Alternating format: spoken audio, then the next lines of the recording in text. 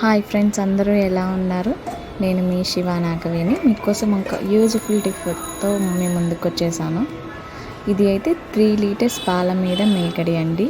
దీన్ని నేను మిక్సీ వేసుకుంటున్నాను. దీంతో మనం కమ్మటి నెయ్యి ఎలా తయారు చేయాలనేది చూద్దాము.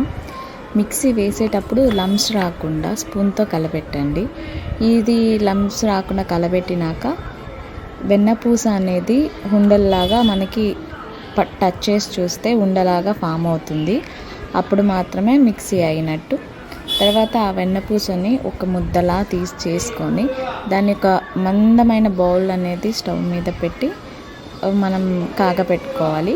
ఈ కాగపెట్టేటప్పుడు ఒక 10 నిమిషాలు అయినాక బుడగలుగా వస్తుంది. ఆ తర్వాత ఏం చేయాలంటే కరివేపాకు, మెంతులు వేసుకోవాలి. అవి వేసుకోవడం వల్ల కమ్మటి వాసన అనేది వస్తుంది. మనకి నెయ్యి అనేది కూడా చాలా రోజులు నిల్వ ఉంటుంది. ఇది కాగిందని మనం ఎప్పుడు అనుకోవాలంటే ఇది కాగిపోయిన మనం కాగపెట్టేటప్పుడు బ్యాక్ సైడ్ రెడ్డిష్ షేడ్ అనేది వస్తుంది. ఆయిల్ అంతా దగ్గరికి వచ్చేసినట్టు మనకు కనిపిస్తుంది నెయ్యి. అప్పుడు కాగిందని మనం అనుకోవాలి. అప్పుడు స్టవ్ ఆఫ్ చేసుకొని సరిపోతుంది. ఒక 2 మినిట్స్ ఆగినాక దాన్ని మనం ఒక జల్లి గిన్నెతోటి మనము ఫిల్టర్ చేసేసుకుంటే కరివేపాకు, మెంతులు సపరేట్ అయిపోతాయి.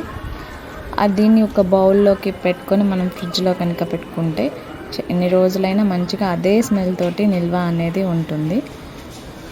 ఈ టిప్ అనేది మీ అందరికీ యూజ్ అవుతుందని అనుకుంటున్నాను. ఇలాంటి మంచి మంచి టిప్స్ కోసం నా ఛానల్ని అయితే సబ్స్క్రైబ్ చేయండి ప్లీజ్.